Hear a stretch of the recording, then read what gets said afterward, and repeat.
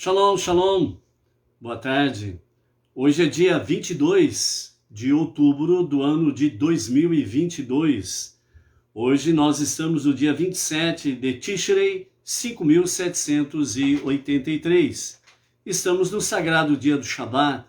Hoje é Shabat Bereshit. É o primeiro Shabat dentro do novo ciclo dos estudos de Torá. E nós estamos aí, então, com o início do nosso novo ciclo, com o nosso primeiro livro dos 5 livros da Torá, que é Gênesis, né, de forma popular conhecido, e o seu nome original é Bereshit, que significa no princípio, né? Então, nós estamos aí nessa semana vendo o início, né, de todas as coisas.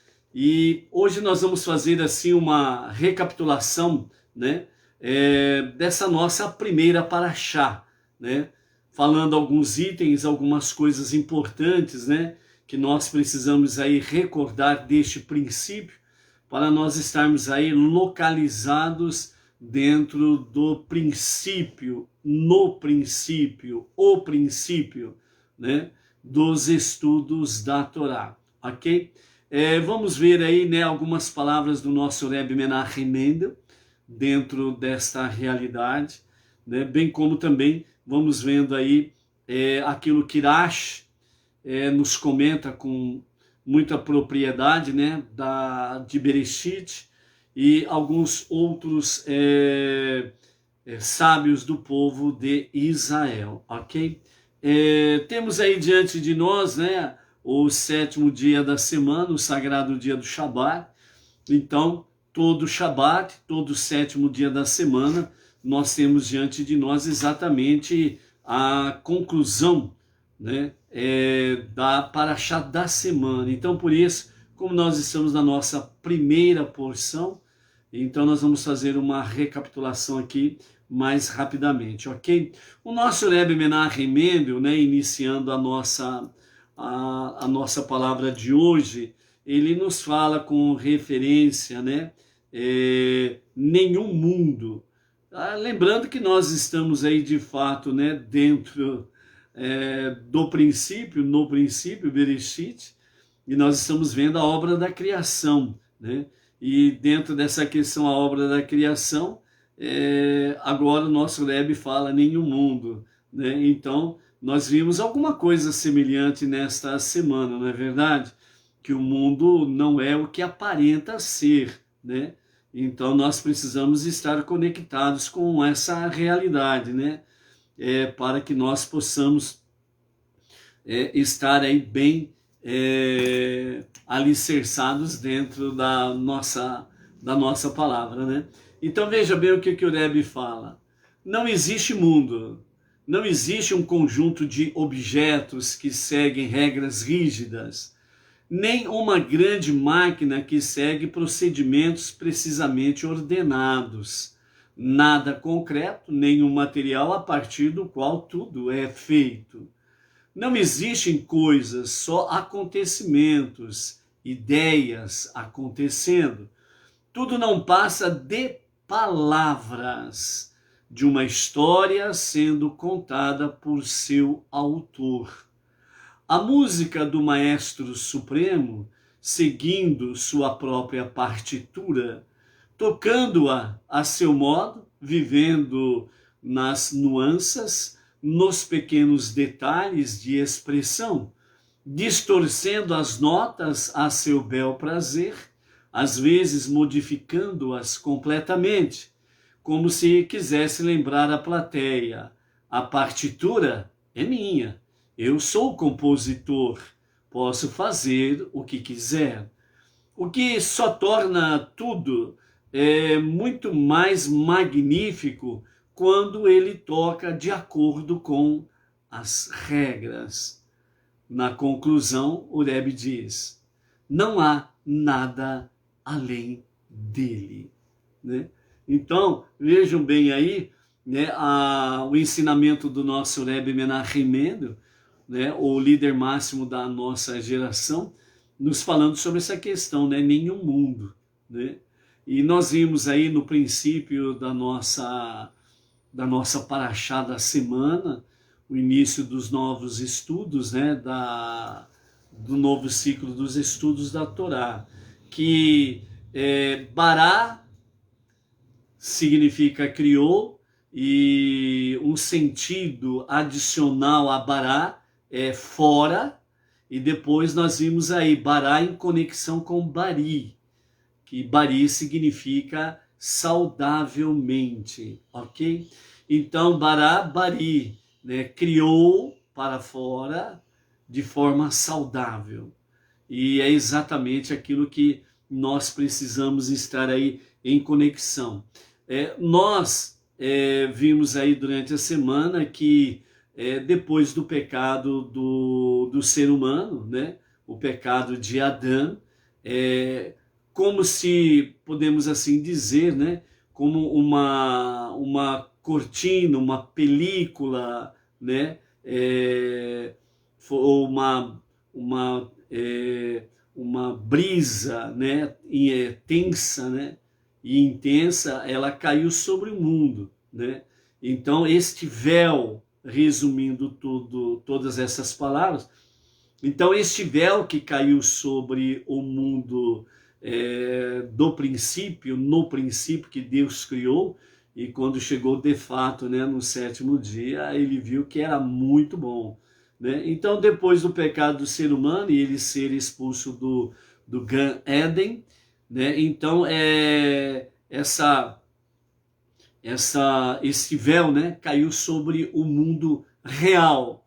Então, o que nós estamos vendo aí é o que diz, não é real, né? E nós precisamos entender isso, como o nosso próprio Rebbe, Rashi e outros sábios do povo de Israel vem falando aqui na nossa primeira paraxá desse novo ciclo.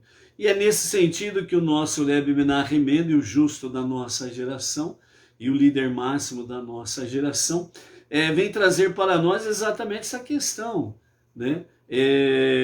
Não existem coisas, só existem acontecimentos, ideias acontecendo, né? Então esse é o projeto de Deus, a ideia de Deus, né? O qual ele nos chama para sermos sócios nesse empreendimento.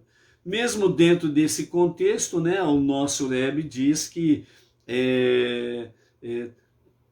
toda a partitura de todo este cenário está de fato aí segundo a vontade divina, segundo a vontade de Deus.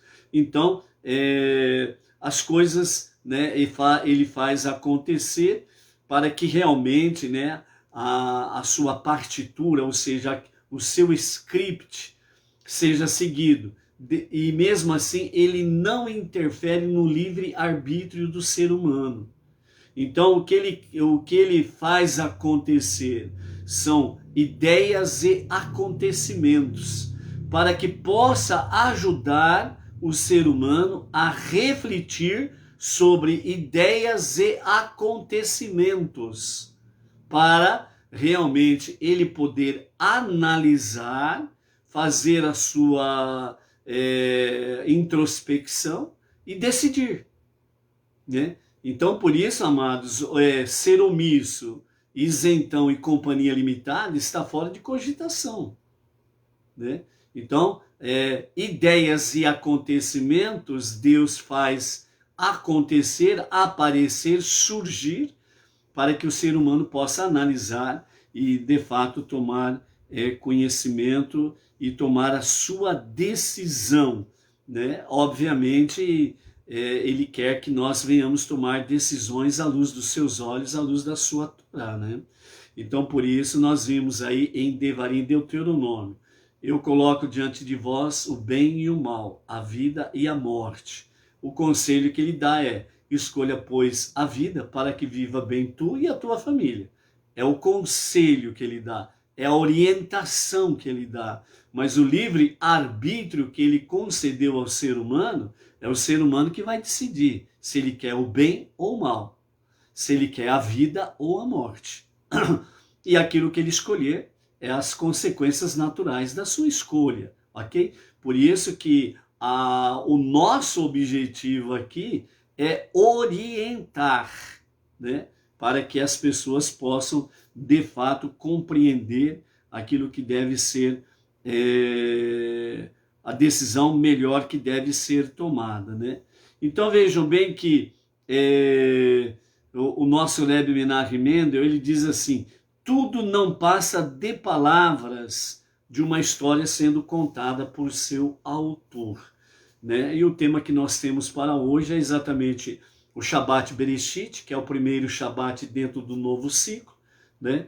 E nós vimos aí ontem, à medida que você, de fato, se apresenta, se comporta dentro desta conjuntura, né?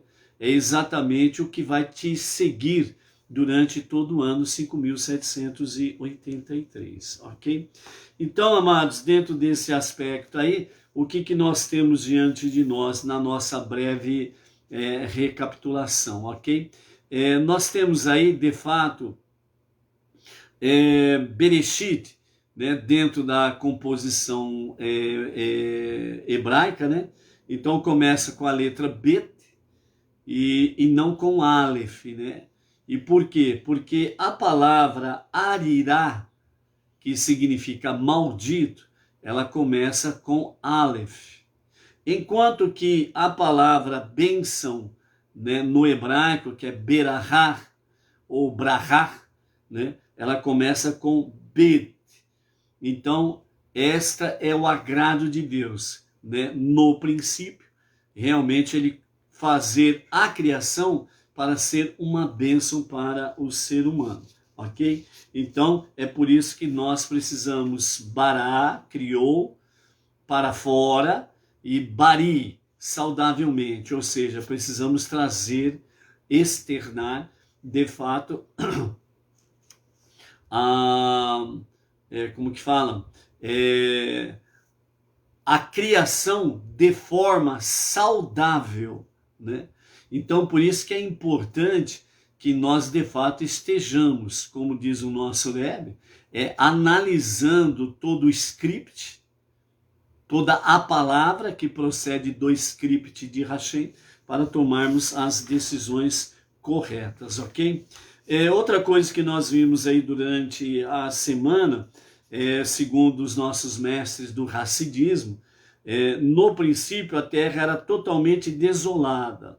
Então o plano de Deus é que uma morada seja feita para ele nos mundos inferiores, como nos diz o Midrash Tarhumá, Nassau 16. Assim o mundo começou em absoluta desolação, o nível mais baixo de toda a existência, a qual então foram acrescidos luz, Torá e o povo judeu, né? Então o trono da glória de Deus pairou sobre a água, né? Então nós vimos isso daí no princípio, né? No começo Deus criou, né, os céus e a terra era sem forma e vazia, né? Então fala do caos, a escuridão sobre a face das profundezas da água, né?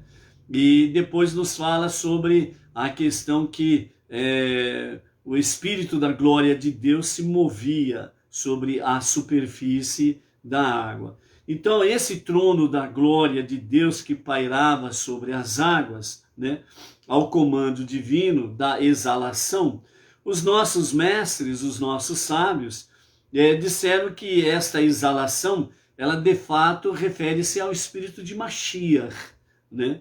Então, o espírito de Mashiach, daí nós vemos que o conceito de Mashiach é anterior até mesmo ao de luz, pois o espírito de Mashiach precedeu a criação da luz, né?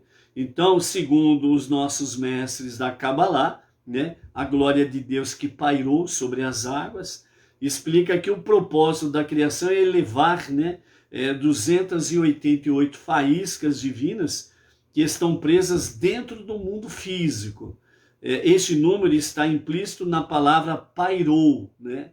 No hebraico, essa palavra pairou, ela é formada com as letras resh, pei e ret, que dá um total de 288, seu valor numérico. Então, por isso, os sábios da Kabbalah falam que a criação é para trazer para fora essas faíscas divinas que estão ocultas, né? Então, dentro desse sentido, mais uma vez, nós vemos o aspecto Bará, Bari, ok? Vimos aí também, dentro desse sentido aí, que quando nós vimos lá no versículo 6 do capítulo 1, né? Que declara, né, para sempre, ó Deus, sua palavra permanece firme nos céus, em correlação com Salmos, né? O Salmo 119, o verso 89, né? Porque o verso 16 de Bereshit nos fala, né? Deus disse, seja um firmamento materializado no meio das águas, e ele dividirá entre as águas de cima e as águas de baixo. Então ele está falando do firmamento, os céus e a terra, de forma mais simples para falar sobre isso. Então, a sua palavra, né, para sempre, ó Deus, permanece firme os céus, que está falando sobre o firmamento, né, o Salmo 119. E o Baal Shem Tov, ele explicou que suas palavras, as quais Deus proferiu, seja o firmamento materializado entre as águas, e estas mesmas palavras e letras permanecem imutáveis para sempre dentro do firmamento do céu, e estarão para sempre dentro de todos os céus para dar vida a eles. Porque se as letras os deixarem por até mesmo um único instante, Deus não o permita, obviamente, diz o nosso Baal Shem Tov, e retornarem à sua fonte, todos os céus se transformarão em um absoluto nada, zero absoluto. Volta tudo ao zero absoluto, só Deus existe. E será como se eles jamais tivessem existido, exatamente como antes da declaração, seja o firmamento materializado. E você vai encontrar dentro de Salmos, em vários lugares, né, onde fala exatamente que os céus e a terra permanecem para sempre. Temos dentro da Torá também, dentro do próprio Shema, onde nos fala sobre que enquanto houver céu e terra, a promessa divina em favor do povo judeu, a terra prometida, ela não mudará. Então, a promessa real, verdadeira e eterna. Então, por isso, né, esse negócio aí que alguém vai apertar um botãozinho lá e tudo vai virar nada, não tem sentido, né? Então, nesse sentido, né, no começo da criação de Deus, dos céus e da terra e de seus conteúdos, né? Ou seja, tudo procede de Deus, por isso que se fala, Deus é tudo, tudo é Deus, ok? Então, dentro desse aspecto aí. Também nós tivemos aí, segundo os nossos mestres, né, onde eles nos falam que Mashiach não virá até que todas as almas tenham descido a este mundo, né? Então isso está baseado no capítulo 1, verso 28, onde nos fala ali, sejam frutíferos e se multipliquem, ok? E dentro do Talmud, né, Yevamot 62a, então os nossos sábios, eles falam que Mashiach não virá até que todas as almas tenham descido a este mundo. Deus determinou, né, segundo os nossos sábios, Deus determinou de fato, né, um número X de almas para vir a este mundo inferior, para cumprir a sua missão, né? Então, dentro desse mesmo aspecto, né, os nossos mestres falam que enquanto não se concluir isto, Mashiach não se revelará. Então, esse também é um aspecto em que nós precisamos ficar conectados, né? Porque no momento em que realmente discernirmos a revelação de Mashiach, né? Então, sem sombra de dúvidas, nós teremos então aí mais um sinal de que as almas que deveriam descer neste mundo inferior foi concluída e então Mashiach está já se revelando para dar continuidade à sua missão da redenção final em curar, sarar os 4 reinos existentes, ok? Então, Mashiach, segundo os nossos mestres, só de fato se revelará de acordo com o momento em que se completar o número de almas que precisam vir a este mundo inferior. Outra coisa que nós temos aqui para mencionarmos nesse sentido aqui é como que o homem foi formado, né? Então, Rashi trouxe para nós, né? Deus juntou o pó das 4 direções da terra, de forma de onde quer que o homem morresse, a terra aceitaria que fosse enterrado.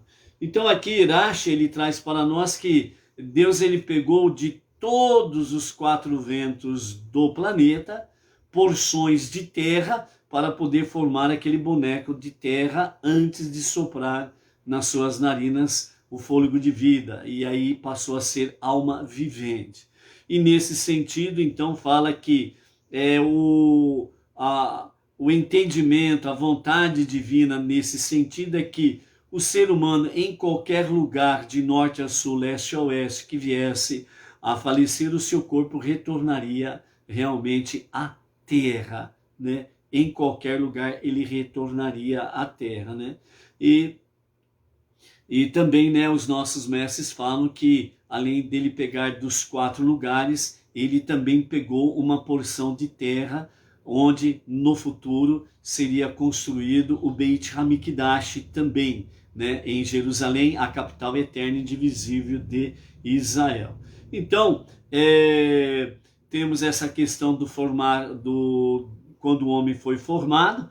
Depois nós temos a questão do Jardim do Éden, né, que vimos aí também, em que o Talmud nos fala que 7 coisas foram planejadas para serem criadas antes da própria criação, que são elas: Torá, Techuvá, o Jardim do Éden, o Guerrinom, que é popularmente conhecido como o Inferno, o Trono da Glória de Deus, o Templo Santo e o nome de Mashiach, segundo o Talmud Pesachim 54a e Nedarim 39b, ok? E o Midrash também nos fala, né, que o homem foi criado no 6º dia e o Jardim do Éden, o Gan Éden, foi criado no 3º dia, né? Então, o homem, ele foi criado fora do Jardim do Éden. Então, o sábio Rizikuni, ele nos fala que o homem, ele foi realmente criado fora do jardim para que ele visse o quão desagradável o mundo realmente era, e então ele o refugiou dentro do jardim. Então, fora do jardim, o mundo, ele não era nada agradável. Nós vimos aí o princípio da criação, né? O caos. Então, o primeiro ser humano, ele viu que realmente o jardim, aliás, o mundo não era nada bonito. E em seguida Deus o coloca no Gan Éden como um refúgio, e aí sim que ele vê realmente as belezas da vontade divina. Isso traz para nós exatamente o aspecto, né? Com Deus, por mais difícil que seja a nossa jornada, né, ele faz com que seja bonito, maravilhoso. Sem Deus, por melhor que possamos ter de forma física, material e financeira, sempre vai ser um aspecto ruim, feio, né? Nesse sentido aí. No capítulo 2, no verso 16, nós vimos aí: Deus Todo-Poderoso ordenou ao homem dizendo: tu podes comer livremente de qualquer árvore do jardim, mas da árvore do conhecimento do bem e do mal não comas, pois no dia que comeres dela certamente morrerás. Então nós vemos aqui exatamente o que? Mais uma vez, Deus dando ao ser humano 2 opções: vida e morte, bênção e maldição, o bem e o mal. É isso que Deus coloca diante do ser humano. Ah, mas aí a pessoa fala assim, mas peraí, eu não quero escolher nenhum dos dois, eu quero ficar numa boa, não quero me comprometer com nada e com ninguém. Então você precisa arrumar um outro mundo para você.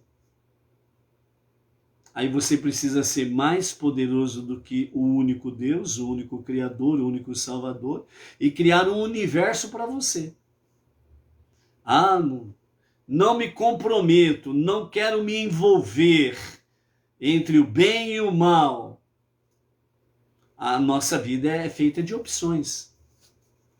E principalmente para nós, Benenor, dentro da configuração entre as nações, nós estamos muito envolvidos com escolhas. Essa é uma realidade. O povo judeu, ele tem a sua peculiaridade. Lembra de Esther? O inimigo do povo judeu? Naamã disse ao rei Artaxerxes: temos um povo aqui no nosso meio que eles têm leis próprias. Ele tem um estilo de vida próprio. E eles não se rendem às nossas leis. Lembram disso daí? Então o povo judeu tem uma característica peculiar, ímpar. Eles nascem e crescem dentro dessa peculiaridade. As suas próprias leis, dentro do seu próprio universo. Então o próprio Naamã reconheceu isso. Temos também, posteriormente, posterior a Bereshit, obviamente, né? A questão do Egito, né? Do faraó, que percebeu que o povo judeu tem as suas peculiaridades ímpares, as suas próprias características. As nações não. As nações, elas são múltiplas, as suas facetas são múltiplas. E as nações, os não-judeus, estão envolvidos, de certa forma, por assim dizer, 24 horas por dia, envolvidos em escolhas. Fazer o certo ou errado, fazer o bem ou o mal, escolher entre a luz e as trevas, entre a vida e a morte. Então, nós, não-judeus entre as nações, nós temos as nossas peculiaridades também. E não há espaço para uma terceira via. Não há espaço para omissão. Não há espaço para isentões e companhia limitada. Você precisa decidir. É uma realidade. É uma realidade. Então, por isso, nós vemos aí, de fato, Deus, mais uma vez, ele mostra uma realidade. Vejam bem que o povo judeu, oficialmente, ele passou a existir depois do Monte Sinai. Literalmente falando. Né? Passou a existir depois disso daí. Né? Os patriarcas, né? Os 12 filhos de Jacó, né? Ali no Egito, etc. e tal, com a essência de Jacó, então a realidade do povo judaico tornou-se presente entre as nações. Mas a partir do momento em que o povo judeu, em Shavuot, no Monte Sinai, lhe foi outorgada a Torá, porque eles decidiram. Eles estavam diante da escolha, ou vida ou morte, ou bem ou mal, ou bênção ou maldição. As nações rejeitaram a escolha da vida, do bem, da luz. Mas o povo judeu ali, não. Ele simplesmente disse: faremos obediência e ouviremos, que significa estudo. Então, oficialmente, no modo legal, jurídico da história, foi aí que o povo judeu passou de fato a existir. E foi a partir desse momento que os nossos sábios falam também que o mundo passou a existir, porque até então ele estava vivendo, o mundo existia de forma provisória. Porque se o povo judeu rejeitasse a Torá, tudo voltava ao zero absoluto. Nós vimos aqui os comentários de Rashi, do nosso Rebbe Menachem Mendel e de outros sábios aqui, que já o conceito, né, de Torá e povo judeu, e o nome de Mashiach, né, já existia na mente e no coração de Deus, uma expressão humana para nós entendermos essa realidade aí, ok? Então, amados, então, nesse sentido, é que nós temos a realidade dos fatos, e nós não podemos, em hipótese nenhuma, estarmos aí querendo entrar numa terceira via, se Deus colocou duas diante do povo judeu e diante das nações. Ah, Deus, eu não concordo contigo, então o negócio é o seguinte, eu quero uma terceira via, eu não quero me comprometer nem com o bem, nem com o mal, nem com a luz, nem com as trevas, muito pelo contrário, né? Eu quero simplesmente ser um omisso, um isentão e beleza, né? Então não é por esse lado aí, ok? Então nós temos aí essa realidade em que nos fala aqui os nossos mestres, né? Então por isso Deus ele criou o homem fora do jardim do Éden para ver realmente a feiura que é a coisa, e depois o refugiou no jardim do Éden. Deus sempre será o nosso refúgio. E agora nós estamos vendo aí o capítulo 2, verso 16, que Deus colocou, né, que o homem tinha total liberdade para comer de todos os frutos das árvores do Gan Eden, menos a árvore do conhecimento do bem e do mal, ok? Então, nesse sentido, Deus estava ali otorgando, por assim dizer, liberdade. Se Deus outorga ao ser humano liberdade, quem é o ser humano para tolher a sua liberdade? E nesse sentido, então, nós temos aí, segundo os nossos mestres, que aqui tudo podes comer de qualquer árvore do jardim. Então aqui há uma alusão, melhor dizendo, né? Os nossos mestres falam que há uma alusão às 7 leis universais que Deus deu a toda a humanidade. Então nós temos aí as 7 leis universais. Primeiro, Deus, crer em Deus, certo? Segundo, todo-poderoso, não adorar ídolos. Terceiro, ordenou, está aí os tribunais, estabelecer tribunais de justiça. O homem, está aqui o não assassinar, dizendo, com base em Jeremias capítulo 3, verso 1, não ter relações proibidas. Você pode comer livremente, está implícito aqui, não comer um membro de um animal vivo. E o sétimo, de todas as árvores do jardim, estás livremente para comer. Isso está implícito em não roubar, segundo esta lista do Sanhedrin 56a. Então, já desde o princípio, os nossos mestres já trazem para nós, de fato, o que? As 7 leis universais. Já implícitos aqui no capítulo 2 de Bereshit, no verso 16. No verso 16. Então tem alguns que por aí afora vivem dizendo, onde está ou onde estão as 7 leis universais? Então está aqui uma resposta, ok? Os nossos sábios trouxeram isso para nós aí sem sombra de dúvidas. Outra coisa para nós trazermos aqui,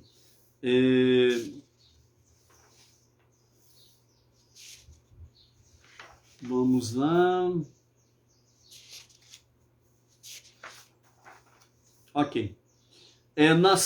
Nós temos aí na nossa, antes de entrarmos propriamente dito na nossa 7ª Aliyah mais Mafitir, né?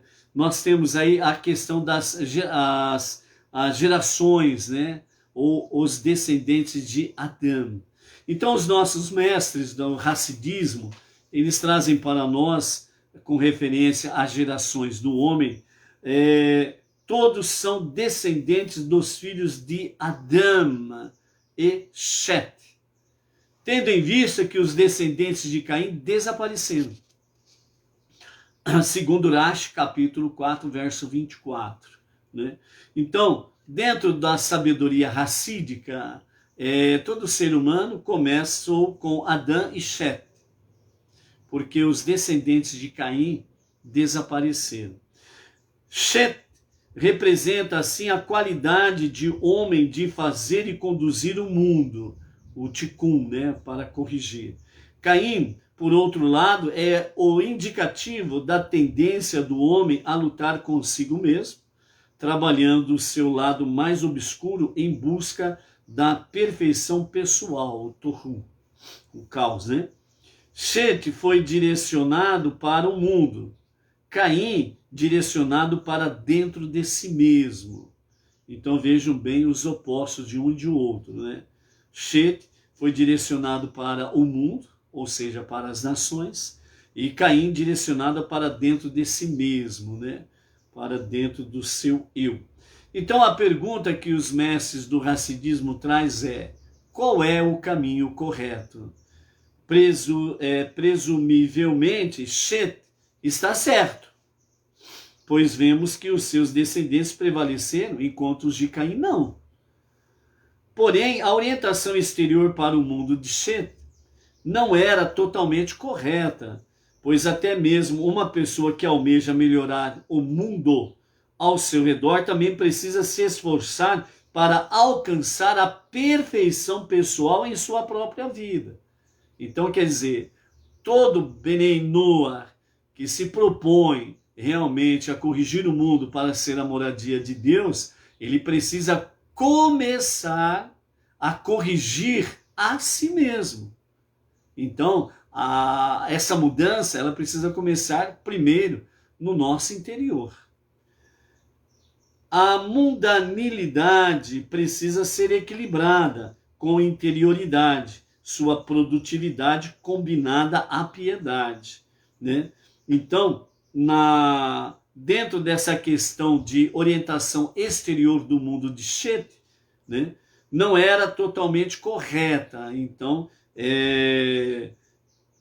até mesmo uma pessoa que almeja melhorar o mundo, ele precisa se esforçar para alcançar a própria perfeição pessoal. Então é o que? É a labuta, é a luta diária, é a techuvá diária, que nós precisamos estar firmados. É as nossas preces diárias, o estudo da Torá, o estudo das 7 leis universais, a Tzedakah. Tudo isso precisa estar conectado na nossa mudança interior para que seja exteriorizado, ou seja, para que Bará, né, que é criou, e o sentido adicional é fora, Bari, saudavelmente. Então, quer dizer, nós precisamos trazer para fora, realmente de forma saudável, a nossa transformação, segundo a vontade divina. Então, a mundanalidade precisa ser equilibrada com interioridade, sua produtividade combinada à piedade. Aqui, nós vamos ver uma comparação também entre Shet e Hanor, né, que os mestres do Hassidismo traz para nós, que fala exatamente o quê? Uma fusão entre o espiritual e o físico, entre o divino e o humano. Então, quer dizer, essa fusão entre o nosso mundo inferior, o nosso mundo vil em que nós habitamos e aqui nós estamos, né, dentro dessa mundanalidade inferior e profana, nós precisamos trazer um equilíbrio dentro da nossa realidade espiritual. E trazer isso é estar exatamente o quê? Fazendo uma fusão. Você não pode estar totalmente num canto e outro totalmente no outro canto. Precisa ter uma fusão. É isso que os mestres estão dizendo. Então vejam bem, com referência a Shet e Hanor. Até mesmo Shet, o pioneiro de toda a civilização, teve um descendente, Hanor, que era um completo misantropo. O que é um misantropo? É o ermitão, aquele que se isola de tudo e de todos. O misantropo é aquele que prefere a solidão. Ou seja, nem bem, nem mal, nem luz, nem trevas, né? Nem vida, nem morte. Não me envolva nessa história. Eu não quero escolher nada, entendeu? Eu não quero tomar parte de decisões entre A e B. E aí fica naquela questão, né? Então fica um ermitão. Então ele fica como um misantropo, se isolando de tudo. E aí se torna o quê? Um solitário, um ermitão. E não é isso que Deus quer. De fato, Hanor se mantinha tão afastado do mundo que ele teria facilmente se corrompido ao menor contato com a humanidade. Assim, Deus agiu misericordiosamente e levou-o antes do tempo. E ele era um descendente de Shet, o fundador da humanidade. Então, segundo os nossos mestres, né, Shet descende de Adão, e a humanidade vem de Adão e Shet até Noah, ok? E aqui o descendente de Shet, né, o seu primogênito, Hanor, é aquele que andou com Deus, ou seja, ele se isolou de tal forma, e então ele andou com Deus. E dessa forma ele se isolar completamente, Deus viu, segundo os nossos mestres, que se ele tivesse um contato com a mundanalidade, ele iria se corromper. Então, na sua misericórdia, Deus o recolheu. Então, aquela mesma coisa em que a pessoa fala, eu não quero me envolver com nada, eu não quero nem para a direita, nem para a esquerda, eu não quero nem A, nem B, e não sei o que lá, vou ficar na minha e boa, e deixa a coisa rolar. Então, nessa realidade, ele não é nem Shet e nem Hanor.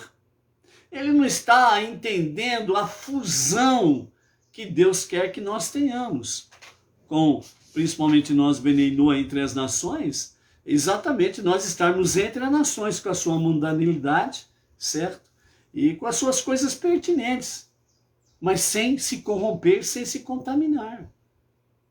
Então, a questão aqui não é defender pessoa A ou B, também não é defender partido A ou B, mas é você analisar ideias, conceitos, é você analisar ideologias, princípios, em que A defende e B defende.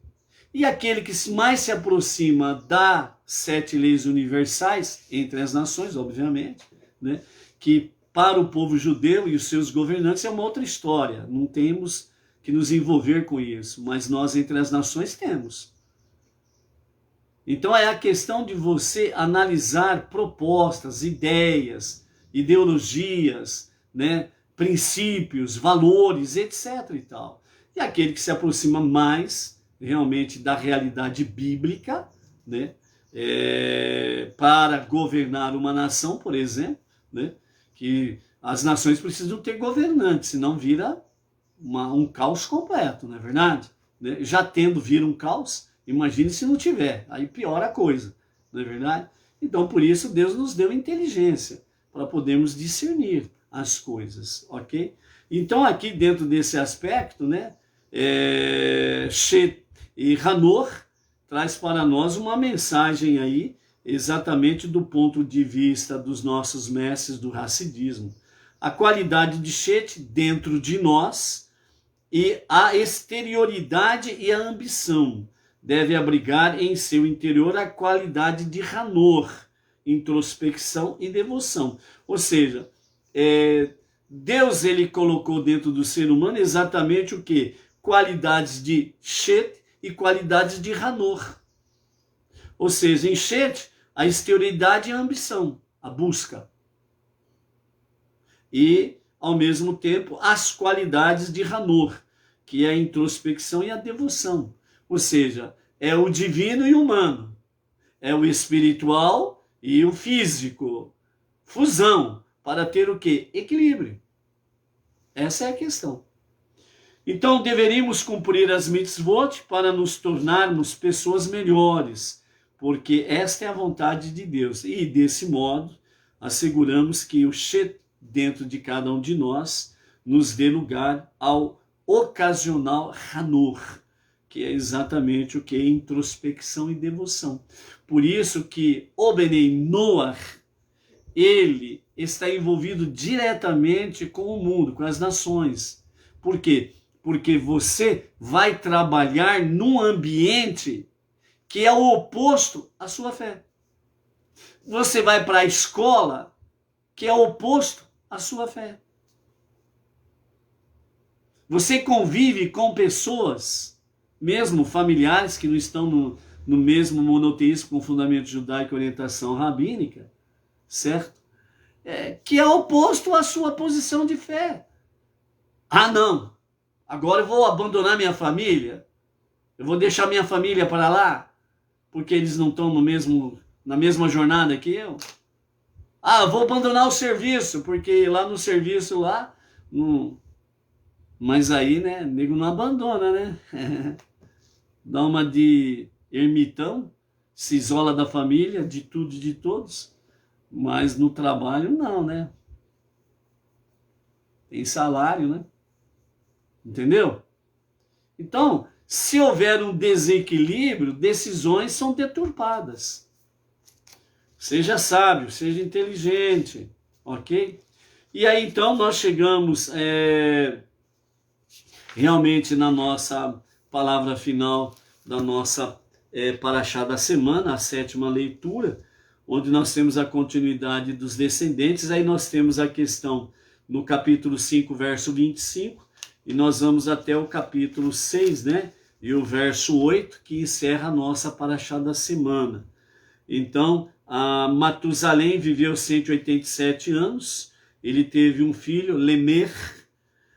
Matusalém viveu 782 anos, depois que teve o filho, né, Lemer, e total dos anos de sua vida foram 969 anos. Né? Lemer viveu 182 anos, e no ano de 1056, a contar da criação, ele teve um filho, né? E deu-lhe o nome de Noé, ou Noach, dizendo: este nos dará alívio de nosso trabalho e da agonia de nossas mãos causada pelo solo que Deus amaldiçoou. Até ali, até esse momento de Noach, né? A terra estava amaldiçoada. E somente espinhos e abrolhos, como diz no popular, era de fato o que ali tinha, né? E quando Lemer, ele dá o nome ao seu primogênito de Noach, dizendo: este nos dará alívio, né? Que é no hebraico Ienahamenu, nos dará alívio de nosso trabalho e da agonia de nossas mãos causada pelo solo que Deus amaldiçoou. Por isso Noach, ele foi aquele que inventou o arado, segundo os nossos mestres, né? Segundo os comentários de Irache principalmente. Então Noach, ele inventou o arado e começou a trabalhar a terra, sulcar a terra, revolver a terra, para preparar a terra para receber a semente e assim poder a terra brotar e frutificar o seu fruto, né? Então, por isso, Noach trouxe de fato, né, o alívio sobre essa questão, né? Então, depois que Lemer, ele teve Noé, ou Noach, né? Ele teve também vários outros filhos e filhas, e todos os dias de Lemer foram 777 anos, e ele morreu no ano 1651, a contar da criação. No ano de 1556, a contar da criação, quando Noach tinha 500 anos, ele começou a ter filhos. Embora as pessoas em geral começassem a ter filhos naquela época, quando eram muito mais jovens, né? Deus manteve Noach estéril até essa idade por 2 motivos, segundo os nossos mestres. Primeiro, para que ele não tivesse uma prole numerosa no momento em que o dilúvio iria acontecer, pois se fossem maus os seus filhos, eles seriam liquidados com o resto da humanidade, né? E se fossem justos, Noé, ele teria que construir não uma arca, mas muitas arcas para poder abrigar todas as famílias dos seus filhos, né? E o segundo motivo era que o filho mais velho de Noé tivesse menos de 100 anos na época do dilúvio e assim não fosse legalmente culpável. Noé teve um filho e deu o nome de Sem, né? Sem, que foi o ancestral de Abraão, o primeiro judeu, e por isso ele é mencionado antes do seu irmão mais novo, que é o caso de Ham, e do seu irmão mais velho, que é o caso de Jafé, ou Jafté, né? Como é falado em alguns casos. Então, dentro da lógica, né? O primeiro, o segundo e o terceiro filho, então Jafé, ou Jafté, foi o primogênito, o segundo foi Sem e o terceiro foi Ham. Mas dentro da Torá, né, Sem, ele é primeiro mencionado, porque ele tem uma conexão direta com o seu ancestral Avraham, né, que foi o primeiro judeu do povo. Então, por isso, vem mencionado primeiro, ok? Aí nós vamos então, né, para a questão ali muito bem rapidamente. Veja bem, nós temos aí Adão e Rava, eles tiveram 2 filhos no princípio, Caim e Abel, né? Depois da morte de Abel veio Shet, né? E aí então temos a descendência, né, de Adão, Caim e Sete, né? E Noé, ele casa com Naamá, né? Naamá, ela era irmã de Tubal-Caim, como nós vimos lá no capítulo 4, verso 22, certo? Então, Tubal-Caim e Naamá, eles vêm exatamente da linhagem de Caim. E Noé casou exatamente com a irmã de Tubal-Caim, ok? E aí foi dado 3 filhos, pela ordem cronológica, Jafté, Sem e Ham. No capítulo 6, nós temos aí o prelúdio do dilúvio, é um momento em que a própria Torá, a própria Bereshit, ela abre ali um espaço para começar a contar o prelúdio, ou seja, os fatos pré, né, que aconteceram antes do dilúvio, ok? Então nós temos aí as gerações de Adão até Noé foram 10 gerações, e nesse período as gerações se envolveram, uma raça de pessoas, desenvolveu, melhor dizendo, uma raça de pessoas extraordinariamente altas, né? Elas, dentro da linguagem de hoje, seriam chamadas de gigantes também, de altura física exagerada, comenta Arash. E era acompanhado de uma ênfase excessiva de dimensão material da vida e um consequente desprezo dos aspectos espirituais e morais. Exatamente porque eles eram muito altos, né? Eram pessoas de grande estaturas e de muita beleza, ok? Então, os valores espirituais ficaram em segundo, terceiro, depois de algum tempo foi para 10º lugar e vai cada vez mais indo para trás, né? E aí trouxe realmente uma degeneração dentro dos valores éticos, morais e espirituais. Então, por isso, né, por causa da sua natureza e destreza física impressionantes, eles se tornaram os líderes naturais da sociedade, que valorizava cada vez mais a excelência física em detrimento da moral. Então, quando a humanidade começou a aumentar sobre a face da terra e filhas lhe nasciam, os príncipes e juízes desta raça de gigantes, né, viram que as moças eram belas e tomavam para si mulheres de quem escolhessem. Então, dessa forma, né, eles começaram muito intensamente a terem relacionamentos carnais proibidos entre eles o adultério, o homossexualismo e as bestialidades, né? O adultério, a prática sexual fora do casamento, mesmo ainda não tendo sido outorgada a Torá, mas a questão moral e ética era sempre presente. Foi passado por cima disto. A homossexualidade, a questão do relacionamento com o mesmo sexo. E a bestialidade, a questão de seres humanos com animais, né? Então, com o passar do tempo, esse comportamento degenerado tornou-se tão prevalecente que Deus cogitou extinguir a humanidade. A certa altura, quando as gerações estavam mergulhadas na idolatria.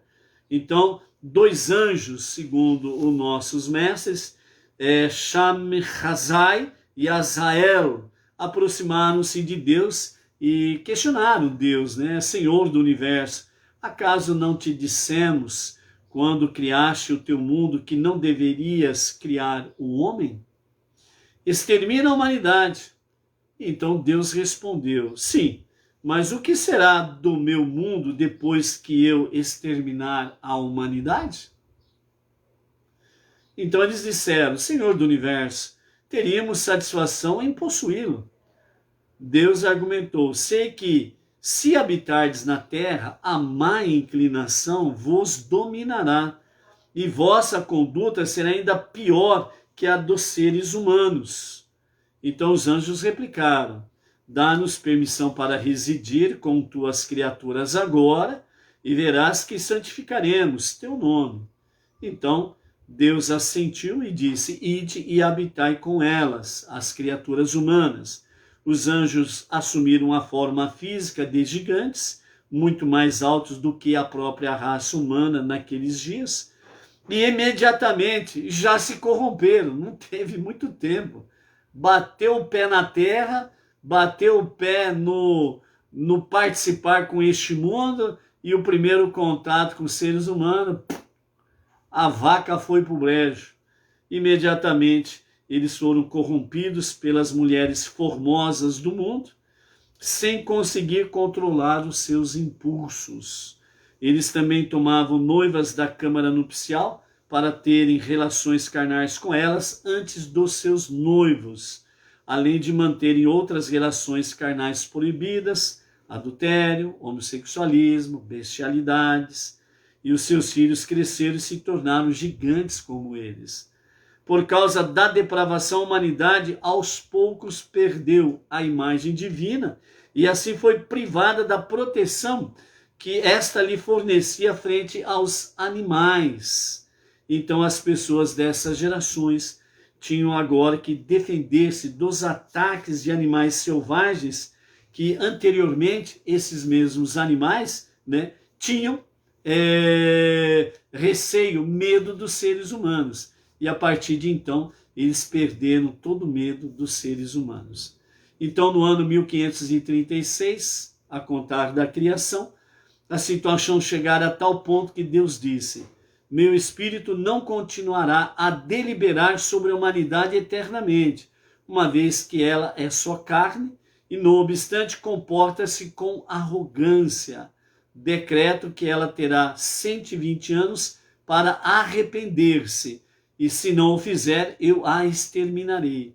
A fim de encorajar a humanidade a arrepender-se, Deus ordenou a Noé que desse início à construção da arca, como nós veremos na próxima paraxá, a partir de amanhã, que a paraxá chama Noé, né? E Deus deu 120 anos de prazo para Noé construir a arca.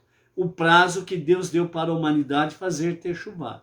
Então Deus é de fato misericordioso, ok?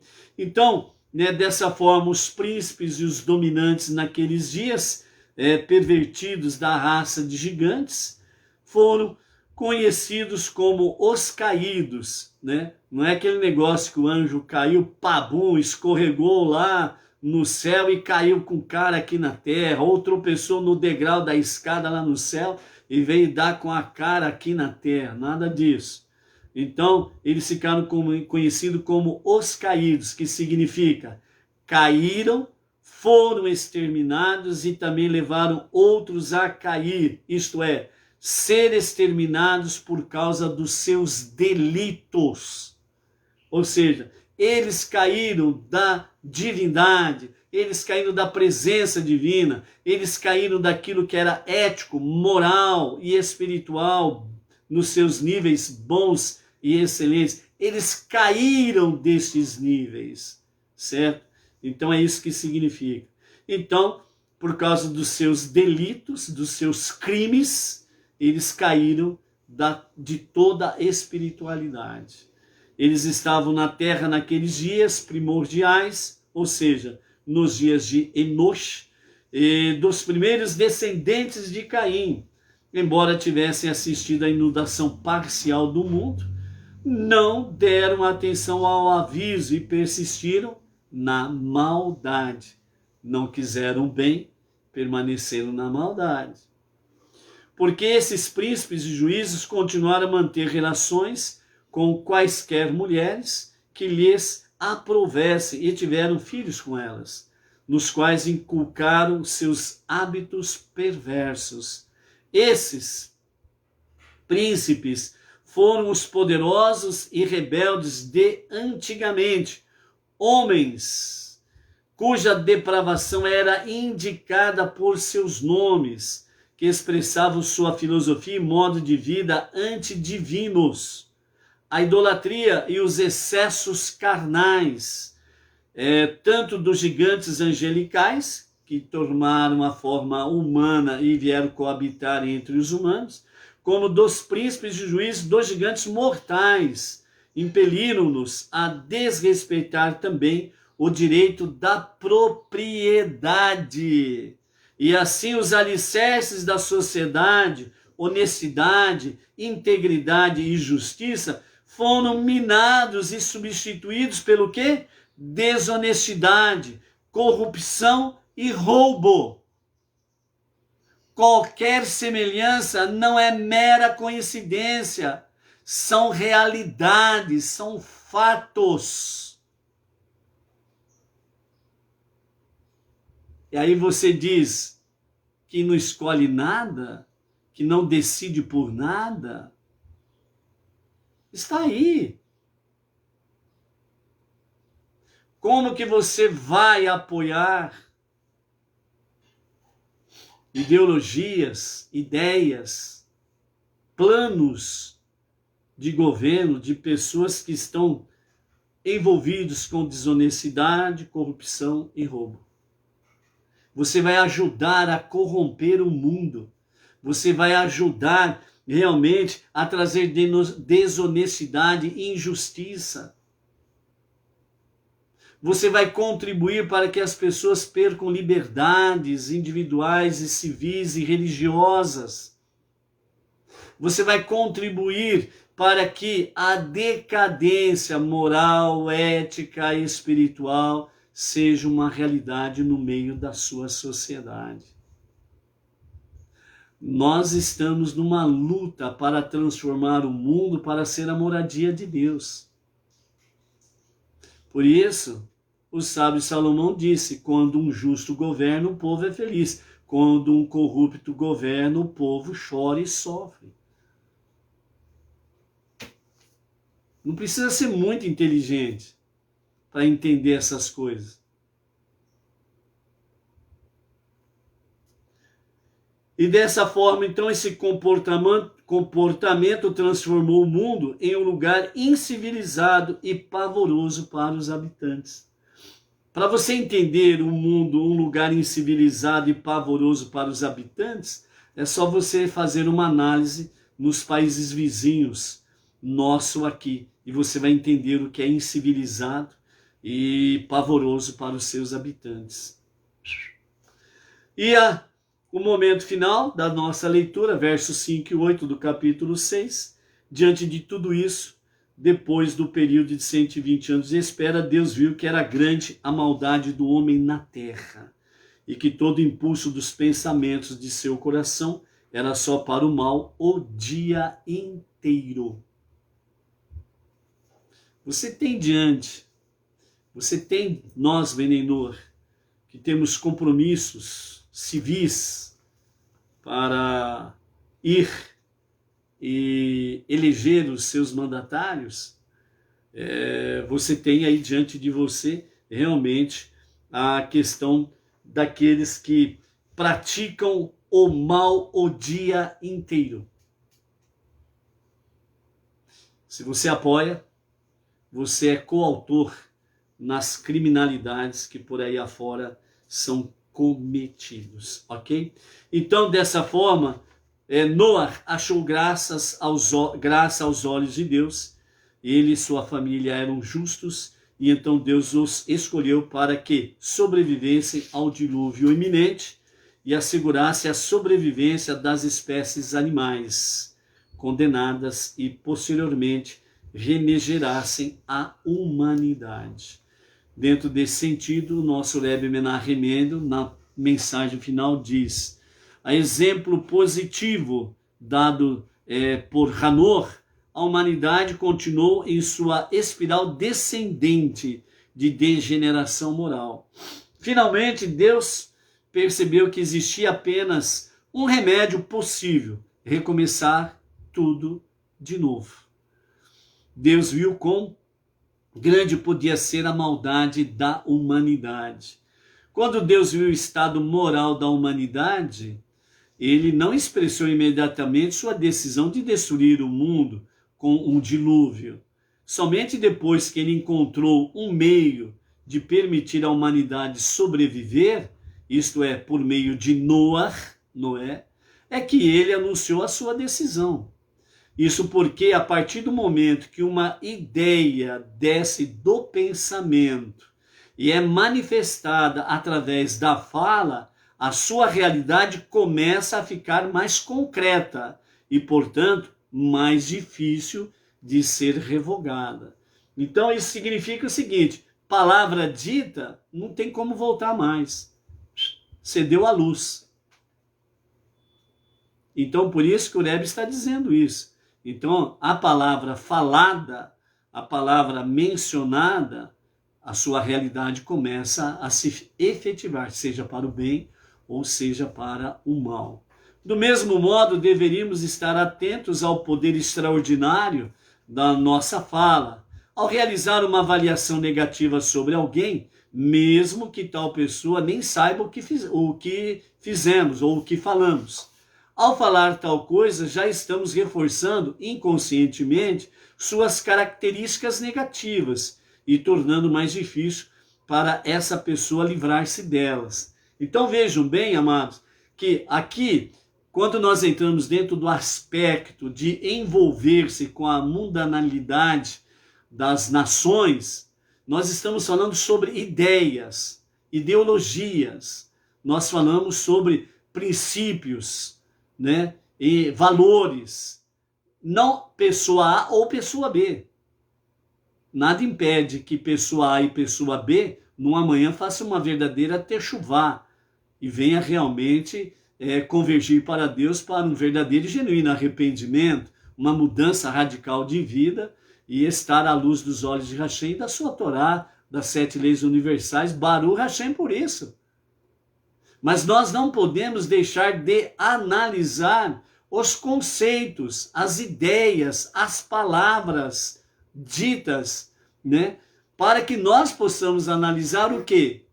Ideologias, ideias, princípios, valores, para que nós não sejamos achados coautores dos crimes daqueles, como vimos ali atrás, né?